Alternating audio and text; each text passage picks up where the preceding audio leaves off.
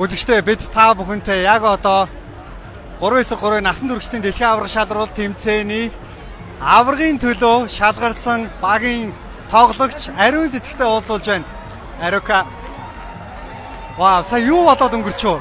Үнэхээр гайхалтай. Бид багаараа ажиллаад гээд сүүлийн мөчийн шидлийг авсандаас баяртай, багийнхнаас баярлаа гэж хэлмээр. Яа, ийм ажил авсандаа зүгээр одоо хүртэл итгэхгүй байна. Шидэж яхад хүртэл би өөртөө чичгээгүй. Гэтэ үнэхээр гоё. Гэхдээ монголчууд танд бүгдээрээ итгэж байлаа. Таны тэр шийдэлд энд ирсэн бөгөөд зурагтаар үзэж байгаа бүх монголчуудыг алмаар уулсан, гайхшруулсан дэндүү гайхамшигтай гэдэг үг багдахуйц тийм шийдэлтэй байлаа. Тухайн шийдэлт, тухайн мөчийгөө талаар. Тэр үед яг таслаанд аваад хоошо попор үлдээ гэж бодсон. Тэгэл аваад шууд шийдсэн. Тэгэл яг тэр орох мөчийг хараад би бүр ингээд өөртөө читгээгүй. Өөртөө гайхсан. Үнэхээр амар шийдэл. Өөртөө читгээгүй.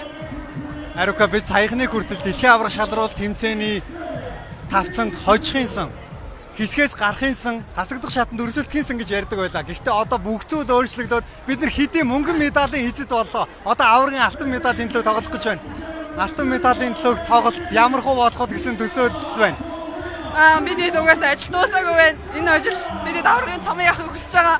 Бүх зүйлээр ажиллана. Саяны алдсан бүх зүйлээрээ багтаараа ажиллаад манай тасалжуулагч маань эсрэг багийнхан маань ажиллаад бүх зүйлийг маань хийж өгдөг болохоор тэрэндээ илүү 50 авахыг хичээнэ. Одоо та бүхнийг монголчууд бүгд дэмжиж, бүгд бахаргаж байна. Монголчуудаа хандаад үг хэлээч.